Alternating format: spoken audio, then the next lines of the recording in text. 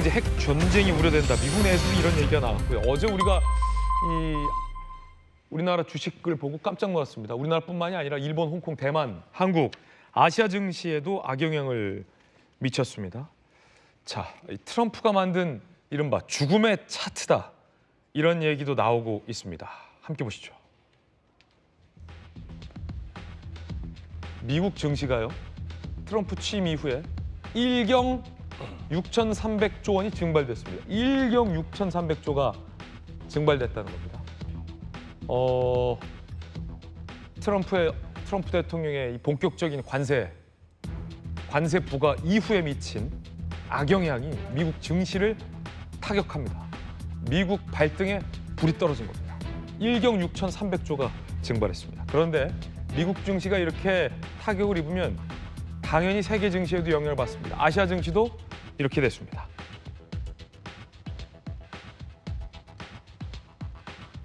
코스피, 일본, 중국, 대만, 홍콩 모두 다 줄줄이 다 하락폭을 기록했고요. 2008년 리만 브라더스 사태, 금융위기 이후 최악의 폭락치를 기록했어요. 특히 우리 증시에는 사이드카가 발동되기도 했습니다. 아시아의 관세 쇼크도 발동이 된 겁니다. 자, 그래서 전문가 한 분을 전화로 연결해서 진단해 보겠습니다. 세종대 경영학부의 김대종 교수님 전화로 연결하겠습니다. 자, 김 교수님 안녕하세요. 예, 안녕하십니까. 김대종입니다. 네. 자, 일단 미국 증시부터가 타격을 입었습니다. 일경이 증발했다라는 건데 이게 어느 정도로 심각한 규모입니까? 예, 뭐 우리나라나 전 세계가 똑같이 이렇게 큰 폭락을 하고 있습니다. 우리가 이제 글로벌 주식의 비중에서 미국이 60%를 차지하고 한국은 1.5%밖에 안 됩니다. 미국 국민들은 전체 국민의 70%가 노후 대비를 위해서 주식을 투자하기 때문에 미국 국민들이 큰 손실을 봤다. 바로 이런 이유 때문에 미국 국민 50만 명이 트럼프 반대 시위를 하고 있고, 요점은 정시가 크게 외부적인 요인으로 인해서 크게 폭락할 때는 개인들이 절대로 매도를 해서는 안 됩니다. 저는 트럼프의 이런 고관세 정책이 1기 때도 한 30%만 실행이 되고 나머지 70%는 폐지가 됐습니다. 그랬군요. 예, 그래서 저는 아마 이런 고관세 정책이 계속 진행되기는 어려울 것이라고 저는 보고 있고, 이제 이번 주부터 각 개별 국가별로 협상에 들어가게 됩니다. 그러면 당초 계획했던 것보다는 많이 누그러지게 될 것이다. 저는 그렇게 전망하고 있습니다. 예. 자, 미국 시내에서 50만, 60만 명의 시위가 있었습니다. Hands up, 트럼프 손 떼라라는 구호를 외친 대규모 시위였는데 정작 트럼프 대통령은 골프를 치면 이제 굿샷 영상도 좀 공개가 됐는데 교수님이 뭐 고관세 정책 철회할 가능성이 있다고 보십니까? 저는 아마 이제 시작이기 때문에 철회하지는 않을 것이다. 다만 1기 때의 경우로 본다면 이런 트럼프의 고관세 정책이 전 세계에서 가장 큰 소비 시장인 미국의 소비자 물가가 그러니까 25% 올라가게 되는 것과 똑같은 상황을 가져오게 됩니다. 바로 이런 이유 때문에 미국 국민들이 반대하고 있다. 우리가 주식이라고 하는 것은 경기의 6개월 선행지수입니다. 이와 같이 트럼프의 고관세 정책이 지속되면 미국에 수입되는 수출하는 모든 기업의 실적이 악화되기 때문에 그것이 선반영되어서 주가가 이렇게 하락하게 되는데요. 저는 아마 트럼프의 이런 고관세 정책이 계속되기는 어려울 것이다. 네. 미국 국민들도 이렇게 반대하고 있고 미국 국민 전체의 노후 대비를 위한 것이 바로 주식의 연금이 401k인데요. 바로 이런 이유 때문에 지속되기는 좀 어렵지 않을까 이렇게 전망하고 있고, 개인들에게 꼭 부탁드리고 싶은 것은 이렇게 외부적인 요인에 의해서 주가가 급락했다고 해서 본인이 급하게 파는 것은 바람직하지 못하고 좀 기다리는 것도 좋은 전략이다 이렇게 말씀드립니다. 그렇군요. 바로 그 질문 드리려고 하는데 어제 한국 증시 보니까 난리가 났습니다. 많이 빠졌고 사이드카 발동했는데 이거 팔지 말고 그냥 둘까요? 아니면 조금 뭐 복원되는 것 같으면 빨리 팔까요, 교수님? 저는 좀 기다리는 것이 가장 좋다. 우리나라는 무역 의존도가 75%입니다. 수출과 수입이 국가 GDP에서 차지하는 비중을 우리가 무역 의존도라고 부르는데요. 세계에서 두 번째로 높습니다. 바로 이런 이유 때문에 우리나라가 가장 크게 영향을 받는 나라인데 한국은 전체 수출의 33%가 중국에 수출되고 20%가 미국, 6%가 일본에 수출되고 있습니다. 바로 이런 이유 때문에 우리 대한민국이 이런 트럼프 고관세 정책에 가장 크게 영향을 받는 국가다. 그래서 우리나라 주가도 크게 하락을 했지만 결론적으로는 우리 개인들은 이렇게 급하게 매도해서는 안 됩니다. 네. 이런 외부적인 충격은 우리가 코로나 사태라든지 2008년도 금융위기라든지 다 경험해봤습니다.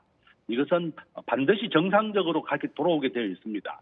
그래서 절대 급하게 매도하지는 말고 기다리는 것도 좋은 전략이다. 이렇게 말씀을 드립니다. 예, 세종대 경영학의 김대종 교수님 전화로 연결했습니다. 김 교수님 감사합니다. 예, 감사합니다. 네, 급하게 팔지 말라고 교수님이 얘기합니다. 김광삼 변호사님 참고하시기 바라겠어요. 자, 그런가 하면 트럼프 대통령은 때로는 약을 먹어야 고칠 수 없다라고 일단은 버티기에 나섰습니다. 들어보시죠. But there's no talk unless they pay us a lot of money on a yearly basis. We will be taking in over $1 trillion over the next short period of time with the tariffs that I've already instituted. I don't want anything to go down, but sometimes you have to take medicine to fix something. 자, 그리고 골프를 치는 영상까지 공개됐습니다. 자, 심지어 또 잘 쳤습니다.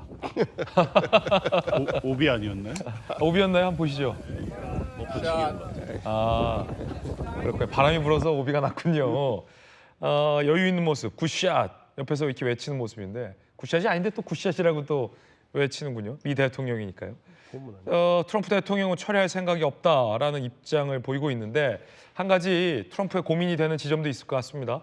이 관세 정책 때문에 발등에 불이 떨어지고 있는데 트럼프의 절친이자 우군인 일론 머스크의 테슬라에도 당장의 이 관세 부작용이 들이닥치고 있습니다. 자, 보시죠. 테슬라 차가 어떻게 만들어지는지에 대해서 제가 50초 내에 설명해 드릴게요. 왜 테슬라가 관세 부메랑을 맞았냐면 테슬라 차량에 들어가는 카메라는 한국 부품입니다. 한국에서 수입해서 장착을 해요. 조립만 미국에서 하는 겁니다. 배터리는 한국과 일본과 중국 배터리를 씁니다. 공조 시스템은 일본 제품을 들여다가 만들고요. 컴퓨터 칩은 대만 제품을 들여다가 만듭니다. 타이어 같은 경우는 미국과 프랑스, 태국에서 생산해서 들여옵니다. 그렇기 때문에 이 일론 머스크가 생산하는 테슬라 차량은 미국 내에서 조립하지만 그 부품들은 수입해서 조달을 하기 때문에 혹은 해외에 있는 생산 공장에서 만들어서 미국 내로 들어오기 때문에 일괄 부품들에 다 25% 이상의 관세가 적용돼서 결과적으로 테슬라 차량 한 대 가격이 600만 원 정도 상승할 것이 예상되고 있습니다.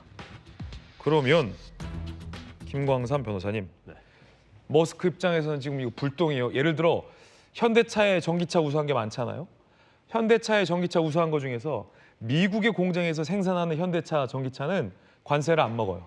그런데 미국에서 생산한 테슬라 차량이긴 합니다만 이렇게 600만 원이 가격이 오르잖아요. 그럼 미국 소비자가 600만 원 더 주고 테슬라 사느니 미국에서 생산하는 현대차 사는 게 낫겠네라고 판단할 수 있다는 거잖아요. 지금 미국 대형마트는요. 가면 화장지를 살 수 없대요. 화장지가 다 동이 났다는 거예요. 네. 왜냐하면 서민들은 화장지가 굉장히 중요하잖아요. 이 인플레이션이 엄청나게 애견되기 때문에 지금 코로나 때도 그런 현상이 일어났거든요. 지금 똑같이 일어나고 있다는 거 아닙니까?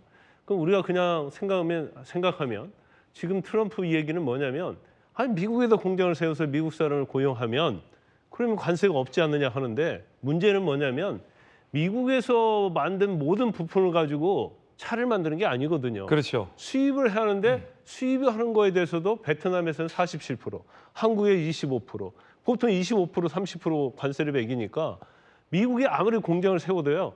똑같이 올라가는 거예요. 예. 부품값이 올라가면 차값이 올라가는 거거든요. 그러면 여기서 조립해가지고 미국으로 보내나 거기서 만드나 미국은 또 인건비가 엄청 비싸지 않습니까? 이제 그러다 보니까 이제 인플레이션 공황이 올 것이다. 그래서 지금 상황을 경제 핵전쟁이다 이렇게 얘기를 해요. 더군다나 중국에서도 지금 다 미국에 대해서 관세를 매기겠다 이미 발표를 했지 않습니까? 그럼 이게 이제 도미노 현상이 일어나는 거예요. 그런데 지금 트럼프 일기 때도 아까 뭐 교수님이 말씀하셨지만 피처 나바라는 사람이 그게 무역 제조업 고문인데 이 사람이 굉장히 극단적 경제학자로 미국에서 이미 소문난 사람인데 이 사람에 의해서 지금 움직인다는 거 아니에요. 그래서 지금 자체는 조금만 참으면 된다. 이 말 자체는 고통을 얼마 동안은 감내하라는 거잖아요. 근데 미국 국민 입장에서 보면 이 고통을 얼마 동안 감내할지 그런다고 해서 그 이후에 또 좋은 시대가 온다고 볼 수도 없어요. 예. 근데 그러다 보니까 제가 볼 때는 아마 지금 95년 역사상 최악의 어떤 트럼프의 관세 정책, 상호 관세 정책이 이게 아마 미국과 전 세계를 이제 무너뜨릴 것이라는 지금 예측이 나오고 있기 때문에 제가 볼 때도 아까 교수님 말씀하신 것처럼 이렇게 가지는 못할 것이다. 네. 왜냐하면 주식시장이 붕괴가 되면 사실은 트럼프도 사실은 존재하기 어렵고 문제는 뭐냐면 저걸 막을 수 있는 방법은 선거밖에 없거든요. 근데 미국 중간 선거가 내년에 있어요. 내년이죠. 너무나 긴 거예요, 이게. 그런데 트럼프의 어떤 스타일로 보면 하다가 또 중도에 그만두는 스타일이 아니어서 과연 저를 어떻게 저지를 할 것인가. 예. 그게 굉장히 지금 뭐 세계 경제를 흔들고 있는 거죠. 그렇군요. 남극 인근의 외딴섬 중에 허드 맥도날드 제도라고 있습니다. 여기에 트럼프 대통령이 관세 10%를 매겼는데요. 그런데 이 허드 맥도날드에는 펭귄밖에 살지 않습니다. 그래서 이런 풍자 영상도 사진도 미국에서 돌고 있습니다.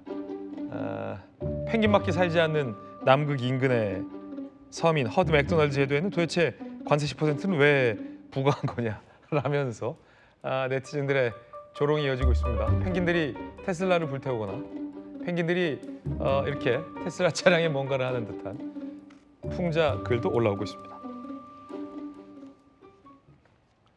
결국은 우리 정부가 빨리 전열을 재정비해서 미국과의 협상이 조속한 협상이 필요해 보입니다.